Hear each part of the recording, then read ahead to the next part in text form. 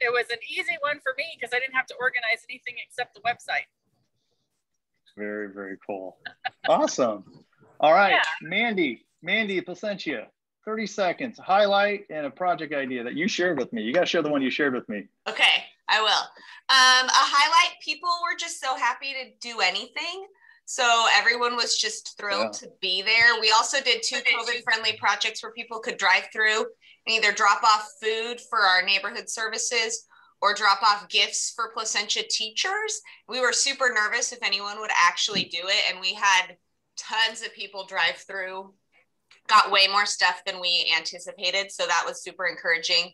But my project idea, and I originally, I believe, stole this from Fullerton, but it's now by far my favorite project that we do. We actually, at our city corporation yard, we washed all of our city vehicles. So all of the like maintenance trucks, they called the police department and the fire department, and they brought all their vehicles over, all of the little like code enforcement sedans that go around the city. It was a family-friendly project, and the kids had a blast. Our city was skeptical about it. Like, why would you want to wash our cars? And I was like, no, really, we do. We would love to encourage your families or your staff members with clean cars on Monday. And they're raving about it still. I saw our public works guy yesterday, and he was just like, the car wash was amazing. Our cars would have, like, never get washed. So it was super encouraging to our city. And so, yeah, it was awesome. It was a great day. Awesome. Very, very good. All right, Ken, I'm going to have you speak for Manteca. Okay, great.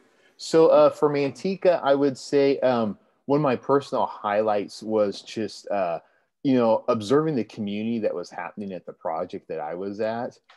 People were connecting and chatting throughout the whole time. We were spreading tan bark at a local intersection in our community. And but just seeing all the interaction and just how much it was there was such a community among the people. And I remember talking to 2 of the volunteers I knew, and I was just watching them like interact the whole time. So I went up and said, so how long have you guys known each other? And they're like, oh, we just met today. But like, they were just talking the whole time like they've been friends for years and stuff. So it was like really great to see that. That's awesome. Very, very good. Okay, Lisa Oakdale.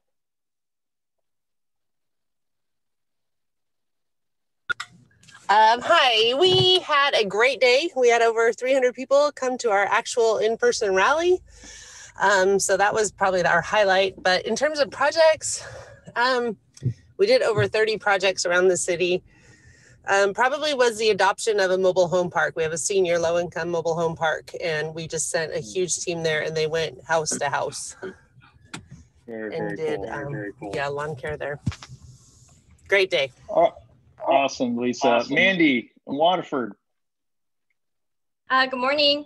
So I'd say a highlight for us is we really had a lot of new project leaders this year. I think we had about 18 total, and a lot of those were first-time project leaders, and they were just super excited to step up and lead and to continue leading in the future. So that was a huge success for us. One of our favorite projects was a pickup project. We had several different pickup projects, but this one was a small like bag, and it had random acts of kindness in it. And the people who picked it up didn't know which random acts of kindness it was going to be. There was about 3 to 5 of them in there and all the supplies to do it. And we really enjoyed being kind of forced to be creative with that with COVID, and we loved it. And we're going to keep doing it in the future. And it's been really fun, in about the 10 or so days since, to see people continue to post and talk about things as they've continued to carry on this idea of just loving their community and being kind way after the event. That's awesome, Andy. Brian, I'm going to have you speak for Modesto.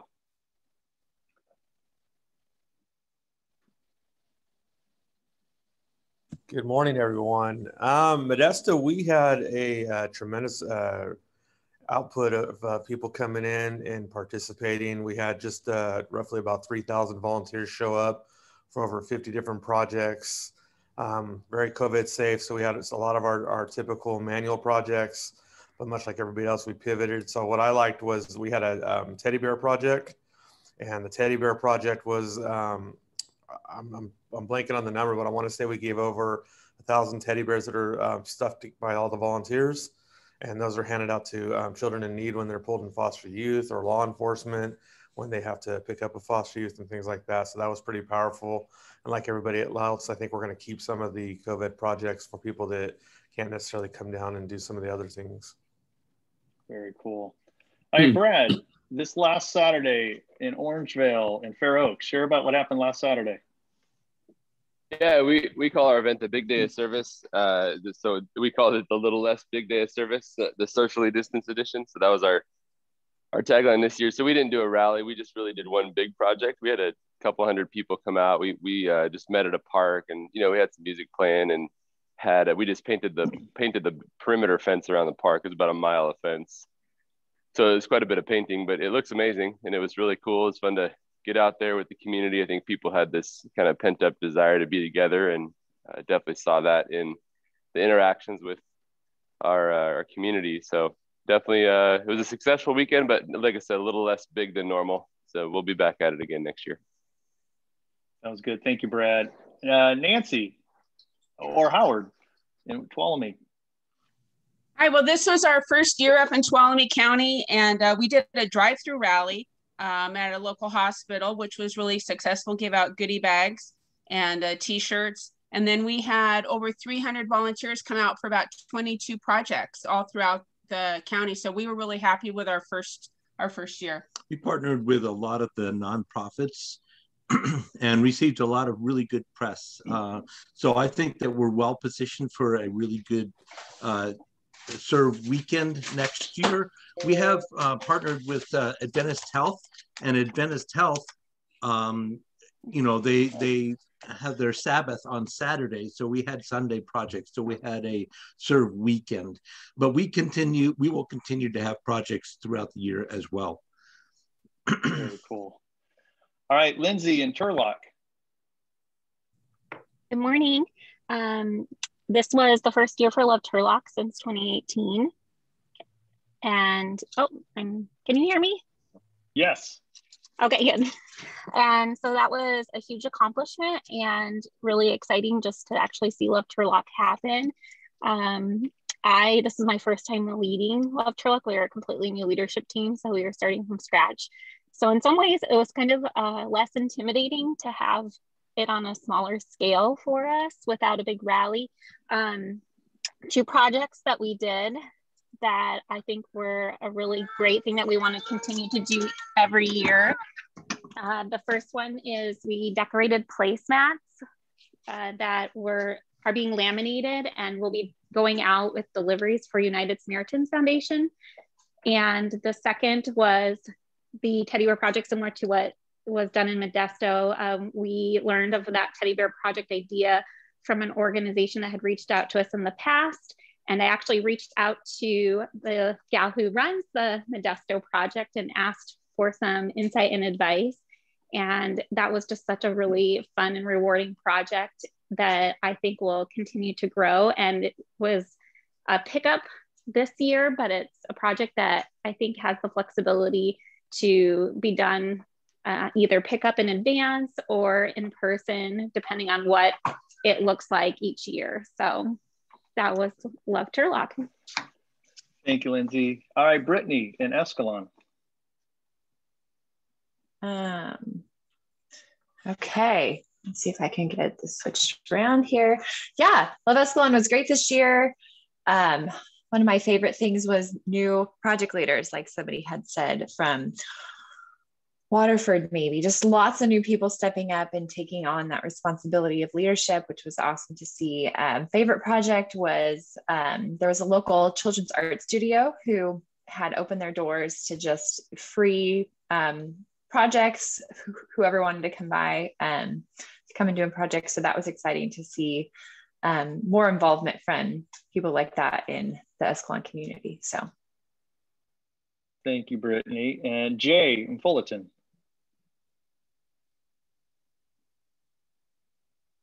Hi, everybody. Good morning. We had a great day like all of you. We had just over 1,200 volunteers and about 48 projects. And a favorite project is we we were really invited to participate in our school district. There's 20 schools, and we basically hit every one of them. And one of the projects we did is we gave every staff person, teacher, admin, support, volunteer, an encouragement card and a gift card that was inside it. And so that was took a lot of effort, and the church has really stepped up in a big way on that one. And so it was a great day. Thank you. All right. Thank you, Jay. Did I miss anyone, any other cities that happened the last week or 2 weeks? All right. Oh, Corey. Well, I was just going to say we actually had our spring service day to local schools this past Saturday. So cool. Served 30 local schools, and 26 churches participated in that. And then community organizations and businesses jumped in, and it was a huge hit. It was really sweet. This week is Teacher Appreciation Week. And so it was kind of the launch to Teacher Appreciation Week. And our real win, I would say, is connecting a new church to a school that wanted an ongoing partnership, and then helping them brainstorm how, because I Love Schools Day could just be the start of a year-round partnership. So awesome, Corey. Thank you so much. All right. Well, hey, any challenges that you've had, any ways that you feel like your website needs to be improved, or anything else you want to talk about? I'm going to stay on after this meeting. So at 8:45, I'm going to stay on. Feel free to stay on as well. And let's talk about this. Let's talk about whatever we need to talk about. Let's see how we can keep doing what we're doing and doing it better in the future. Hey, speaking of the future, when you're promoting your big day, I want to encourage you all, if I could, for us all to use the same subtitle as, and this is the subtitle I want us to use, Citywide Volunteer Day. I know some of us call it different names and all that, but citywide means everyone's welcome, everyone's invited. Volunteer is the word universally that's used for people who donate time. The word serve or service is more of an insider church word. Not everybody gets that in the community. But so I think it'd be really cool if we could all use that subtitle when referring to our big day. Now, you all have freedom, you have autonomy, and maybe it works best for you for whatever reason not to do that. And I get that and I respect that. But I think for most of us, if we could use that subtitle, I think it'll be a win for all of us, and it'll be a win certainly for your city as well. And we can talk more about this after this meeting if you like to. Hey, I want to update our manuscript for this book is done. Now we're looking for publishers. One thing we're learning about publishers is they want us to promote, to do the best we can at marketing what we do. And so y'all have been so supportive and encouraging. And many of you have offered, hey, what can we do to help get the word out on this book when it's time? Here's 3 things that I need from each city. Your total number of social media followers you have, total email contacts you have, and if you do text marketing, total text contacts you have. If you're able to get the word out when it's time, when the book's published and it's ready to go, I need to have that data from you on how many social media, email, and then if you can help me get that word out when it's time, that'd be awesome. So please email me those 3 things that you have. For example, Modesto has right around 13,000 followers on social media, on all 3 social media platforms, about 10,000 plus email contacts, and about 5,000 text contacts. So that's kind of the stats that I'm looking for. I'm going to add them all up, and we're going to shop them around to publishers and see what we come up with. Okay, it's time, 8:17. It is so great to have Jim Liske with us with Movement Day and Movement Day USA. He's the executive director, and it's been a joy to get to know Jim and just get to know Movement Day for me these last couple months. I've been somewhat out of the loop, and hunkered down, in what I'm doing here. And now, as you all know, I'm more freed up that I can be out, and serving and being out in the world more. And so I'm going to have Jim, if you could just share maybe, your brief bio and a little bit about Movement Day history. Before you do that, though, raise your hand if you've never heard of Movement Day before. Anybody? So the few here, very good. I just want you to know that, and so you can kind of know who you're talking to. You got a few people who have no idea who you are, no idea anything about it, a few that do. So go for it. Well, thank you, Jeff. I'm used to people having no idea who I am, so I feel great. That's an okay thing. And Jeff, it's been a joy to build our friendship personally.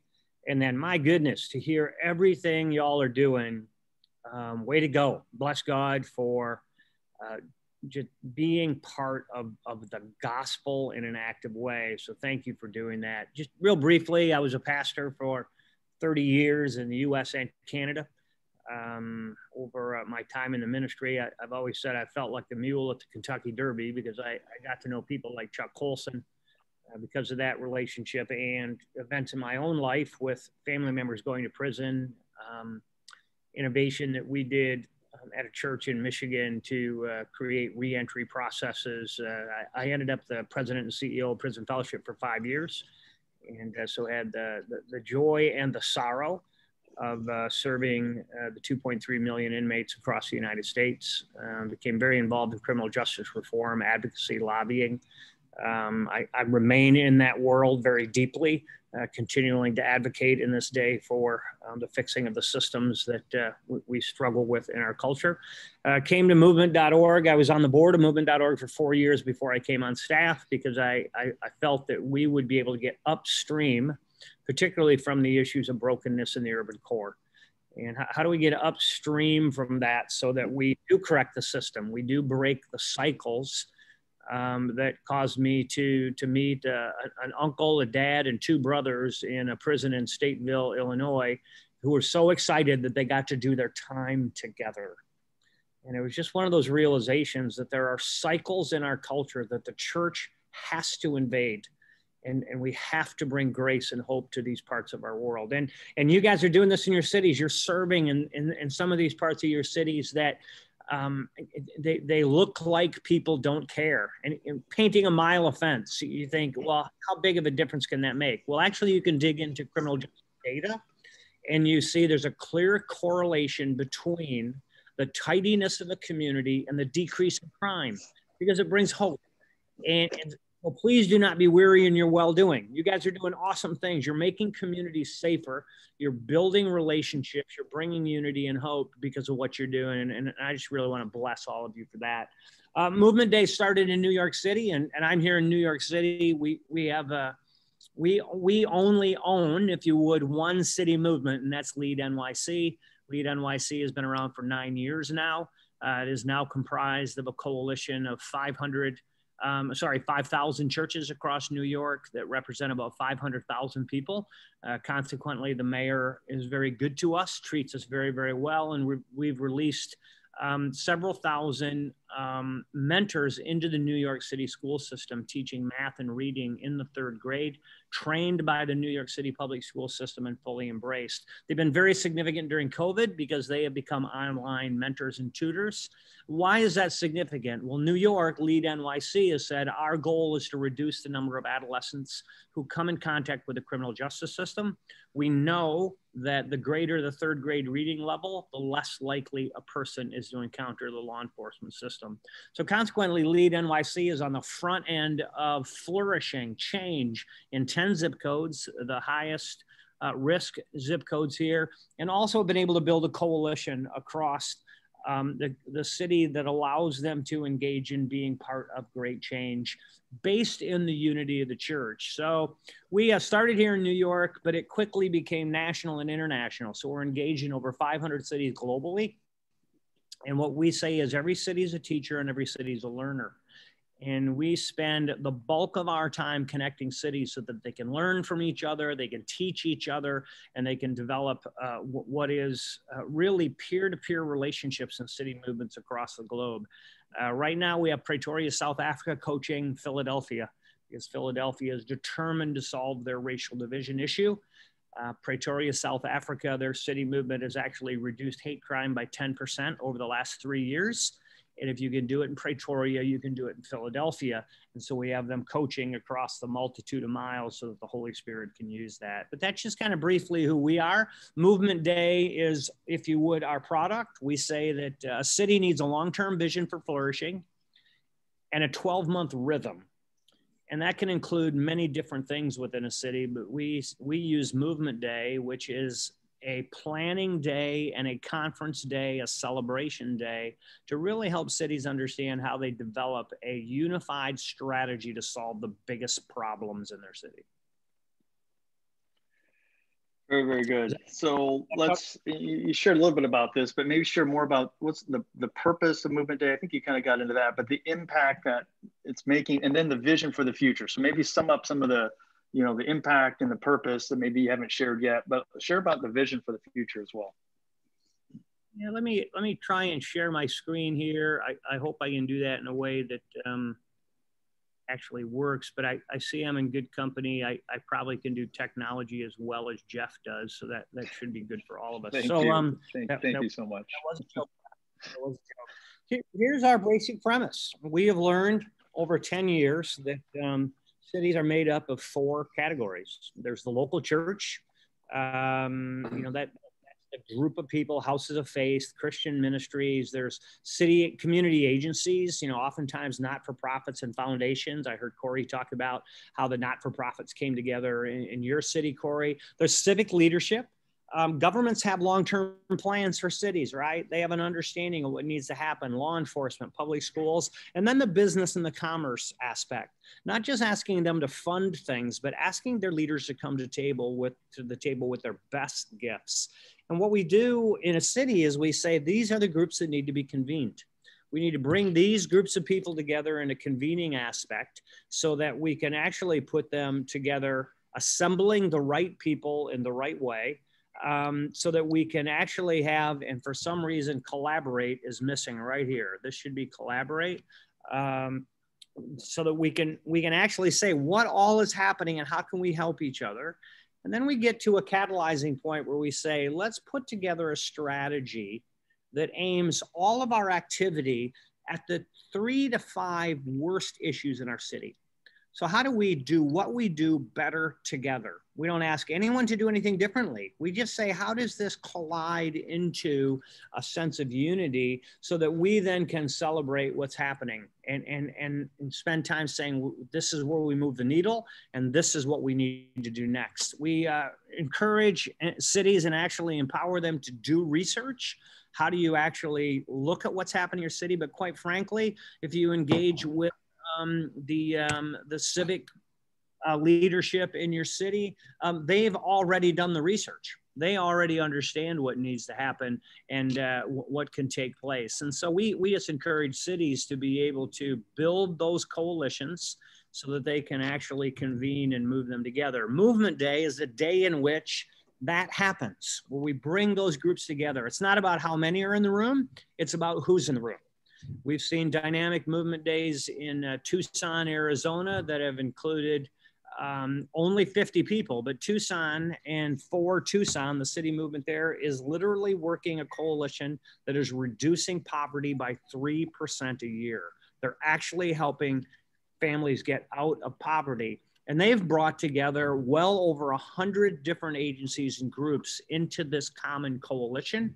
Nobody is doing anything different. They're just doing what they do together to make sure there are no cracks in the system. So every city, Jeff, kind of, it's individual. What is God calling the coalition in the city to fix?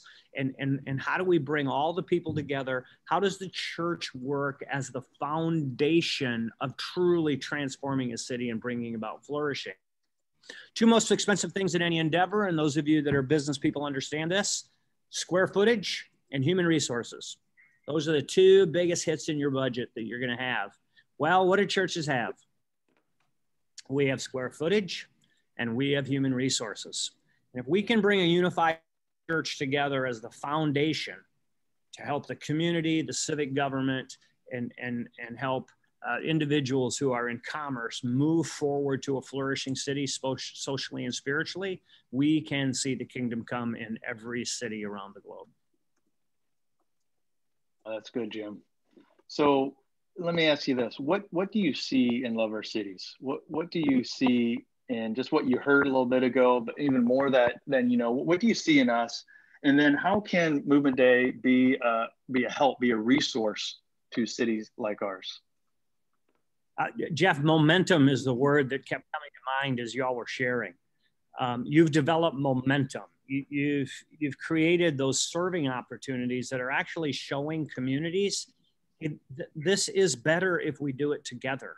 There are ways for us to get out of our silos. Our Western civilization, friends, is very siloed. And those of us that are in the 50, 60-year-old age range, we really come from a generation that built silos. We divided on purpose. And there were some good reasons for that. Coming out of World War II, there was progress that we could make if we compartmentalize things.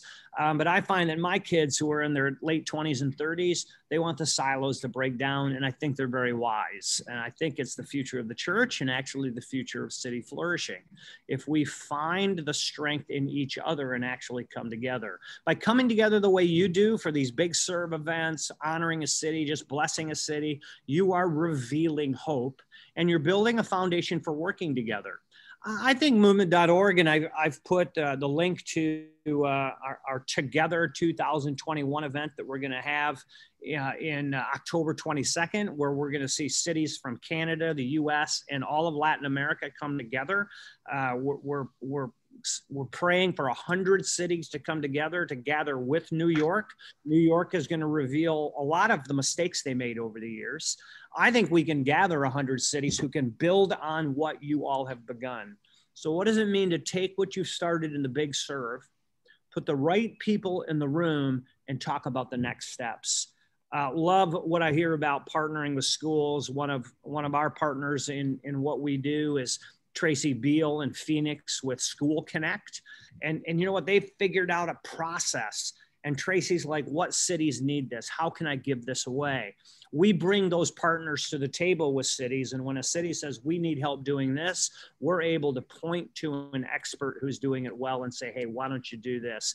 But you guys have started something. You've initiated it. You've got the first push of the flywheel going. I believe that all of you could develop a city movement now that captures that momentum and builds on it for the sake of flourishing within your cities. All right, so share the next steps then. You alluded to a couple times to Movement Day this fall. Give us more details about that, as well as the weekly meeting opportunity. Yeah, you know, the monthly opportunity, not weekly, monthly, my bad. Jeff, you've been involved in our U.S. City Leaders Call, and I'd like to invite all of you to do that. Jeff has the link to register for our U.S. City Leaders Call. We don't send you a bunch of stuff, okay? So that we're not, I'll be really frank with you. We are not about building an organization. I did that with large churches, built large churches, did millions of dollars worth of construction projects. I led a large not-for-profit. At this stage of my life, building organizations isn't what is going to bring the kingdom of heaven to earth. So we're not going to send you a bunch of stuff. You're not going to be on some email list. We're not going to send it. So Chuck has the link. What we do every month is we bring in someone who's really hitting it out of the ballpark in a city. This week, we're bringing in a gentleman from Tennessee who's really figured out how to measure what's happening in a neighborhood. How do we really get down to the data of what's taking place in a neighborhood, and how do we fix things? How do we really correlate that? And he's another one of these people that's like, hey, I want to give this away to cities. So every month, we bring in someone who's really doing it well. You get to gather on a call with up to 100 city leaders from around the country.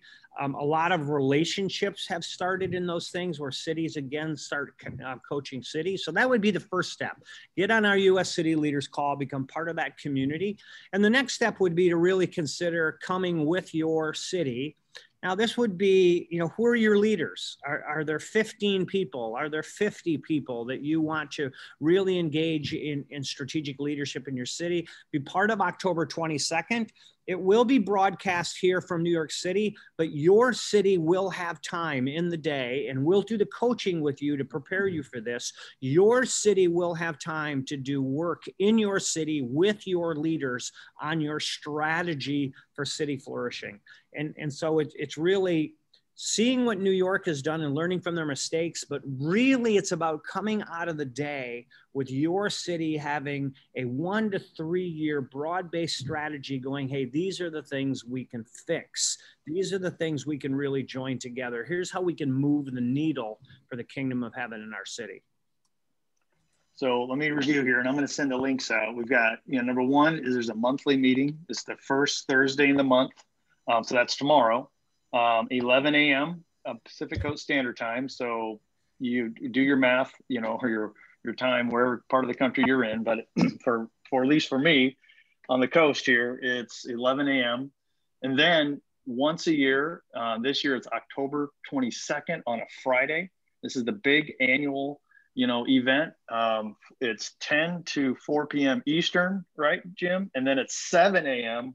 Good God, 7 a.m. to 1 p.m. 1 p.m. And then the goal here is to get together with our teams, not just watch it alone at home, just getting out of bed, but if we could have our teams of 5, 10, whatever, and then we could also interact. It's kind of like going to a conference. The best part of a conference is the interaction, not just the speakers. Anything you want to add to that? Well, Jeff, I really want to highlight that point that this is for your city, by your city.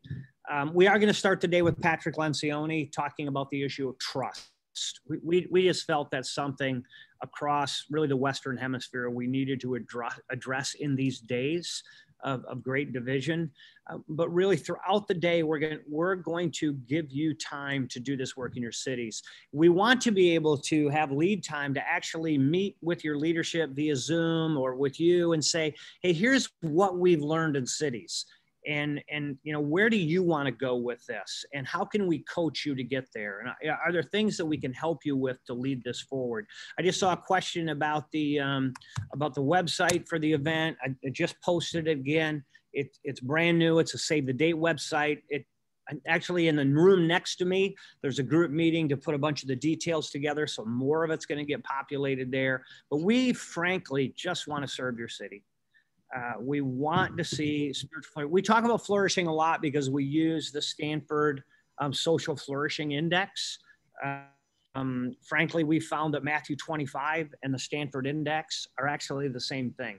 It's really beautiful how you see the Word of God come to light in the science. And so we look at that and say, where can we move the needle? Glue is an organization that we have partnered with us that does the research and could be an asset for your city. There are other processes that we can put together. But this October 22nd is for your city. We want to help you build the strategy to move the kingdom forward. And just so y'all know, Glue that was Eric Swanson we had on a couple months ago with Eric. We're all in the same circles. What's so cool in meeting with, the Plows or meeting with Glenn Barth or Eric Swanson. I mean, we're all friends. I mean, we're all learning together. We're all in this together and benefiting each other.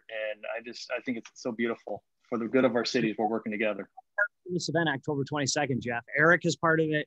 Glenn is part of it. Kevin is part of it. Awesome. Really, one of the things that I determined when I came to movement.org 2 years ago is if we were going to talk about unity in cities, we had to have unity of organizations.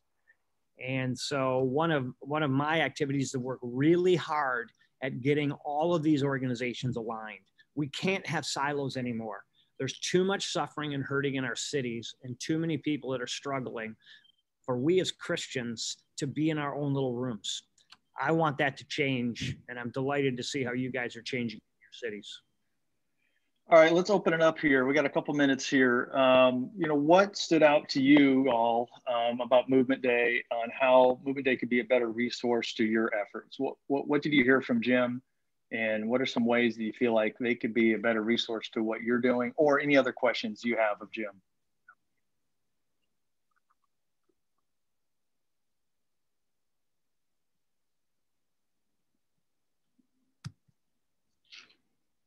Oh, I convinced you or confused you. Here is the link to tomorrow's call. If you want to copy this, now I'll warn you, I'm giving you the shortcut. You're going to come on as Jim Liske, so you're going to have to change your name because you do not want my name under your picture. But if you just use that link, it'll get you onto the call tomorrow, and we'll work on all the other details later on. But that'll get you instant access tomorrow at 2 p.m. Eastern. Very good. Good. I got them down too. And I'm going to send an email out after this call, a recording of this as well to everyone, including that information here. Come on. And yes, does anybody have? All right, I got a question. Go ahead. This is Kim Francis in New Braunfels, Texas. I'm curious, when you say bring your leaders together, like, who are you envisioning? Is it the Love Our City's leadership team? Is it the mayor? Is it some nonprofit executive directors? Like, who are you picturing is coming to this event with us on October 22nd? That's a great question, Kim. I would say certainly the group of leaders you already have established are part of that invitation list, right? They're already in the game with you. You want those leaders there. And then look at these other categories. I mean, you may have someone from commerce already in your leadership group. That's awesome. But do you have someone from the business community? Do you have someone, you know, from city government? It doesn't have to be the mayor. Quite frankly, a lot of times, one of the mayor's staff members is a better choice. Because it's really that staff member who's serving the mayor. So is there someone from City Hall that you've already encountered with? If you're doing citywide things, you've probably already contacted somebody. And is there someone then from the not-for-profit organizations in the community? How many can you put in the room? Again, it's not about how many, it's about who. Do you have a good connection with the local churches? Again, I would suggest, and I was a large church pastor, the large church pastors aren't the ones that are going to get this done for you. It's probably the churches between 200 and 600, but is there a ministerial, is there, you know, who can bring representation, a stakeholder from that area? And if you can get someone from all four of those areas, you will convene the difference makers and the stakeholders in your community. But I'll reiterate, get your leadership that's already committed to the table. And really, Kim, this is starting where you're at, right? You may say, well, man, really the only leaders that we really feel like we can have good synergy in the room with right now is our leadership of Love Our Cities. Go for it. Start where you're at, and then we can help you build on that. Great answer. Anyone else? All right, well, let's a quick do this. question. If the meetings are posted on YouTube for later access? Yes, they are. Yep. And so you're talking about okay, this meeting is, Jim, how about your meeting? The meeting, our meetings, all of our U.S. city leader calls are recorded. So if you register for one meeting, you don't even have to go to the meeting. The recording will automatically be sent to you. And on our website, you'll find all of our meetings. We had Dr. Ra a month ago talk about, healing from racism, especially from the perspective of the AAPI community. I would really challenge you to go listen to that talk. It's a life-changing talk in the area of racial reconciliation. But yeah, we can get those to you. So if the time doesn't work, you can always record them and use them. Play them for other people. We just want to give this away so that we get really good information out there. And hey, that call last month, that was unbelievable. I mean, I've heard no one deal with this issue better than what I heard. I've not heard the church deal with this very well at all. That was unbelievable. So I really encourage you all to jump on that. Let's see here. I was going to say something. I forgot what I was going to say here. So, I'm going to say this. One thing I love about Movement Day and just even having Eric Swanson on and all that, and you guys all been patient with me. We've been good at getting these days together and getting lots of people out and doing a lot of good. And we've been talking about doing stuff year round. COVID has really forced a lot of us to do more year round. But what I haven't done well, and I realize this, is really supporting our cities, year round and supporting and getting the best resources, the best help, influences around, the country, around the world to help you guys be successful. And I realized here in the last year, I can't do that on my own. I only know what I know. But the people at Movement Day, Eric Swanson and Plow people, I mean, man, I just want to get you all connected to the people that are doing it, incredibly well, and that have a lot of resources, a lot of wisdom, a lot of time, years of working in this effort. So I really want, as Jim shared at the beginning, is our cities to be, as strong, you guys, what you do, as strong as you can be, not just a one day a year thing. If that's what it is, I was asked that, a few years ago, would you rather have 1,000 cities with just a one day a year event? Or would you rather have 100 cities that are strong and operating year round, making a difference year round? Without hesitation, I'd rather have 100 cities that we have right now, of making a difference, year round. So I just appreciate Movement Day. And Jim, thank you so much for being a part of this call. And do you have any final words? Looks like you're about ready to say. Yeah, thank you, Jeff. But I'm going to flip it over and say I've become, in the last 2 months, probably the greatest salesman for Love Our Cities. Because people can't serve twice if they don't serve once, right? I mean, there's something that creates a hunger with what you're doing at Love Our Cities. I agree too. If we can help you all become year-round city movements, we will dump everything we have into your city. But I want to encourage what you're doing and say, hey, when you get that first group of people out serving, you now have developed critical mass and the potential for momentum. So Jeff, keep doing what you're doing, my friend, and this is the beauty of the kingdom of heaven, right? Every gift we need to get this done is in the body of Christ. And we all come together and do it in unity. We can do this for the honor and glory of God. So thanks for what you're doing, Jeff, and thanks for all of you. Thank you, Jim. All right. Hey, just a reminder, we have a private Facebook group. We've got, I think, 37 people are part right now. And again, I believe this is the best place for us all to support each other. Any questions, you don't always have to come to me. Let's come to each other. Y'all know more than I know. So I want to encourage you to be part of that Facebook group. And the way to do that is just, if you're not a part of it yet, just friend me on Facebook. Excuse me, then I can let you in for that. Next month, June 2nd, our topic is going to be building the best leadership team around you. And we're going to do some breakout rooms. One thing I've noticed with a lot of our cities, sometimes it's one person doing all the work, or a few people doing all the work. We need strong leadership teams really to pull this thing off. So I want to spend some time on that next month. We're also going to be hearing from those that had volunteer days in May about their experiences. Let's see here. Again, stay at 8:44, right on time. Stay on the call if you want to talk more afterwards. And I think that is it. Hope you all have a great day. 1 minute done early. Yay. See you guys. I'm gonna turn my video back on, see if it works.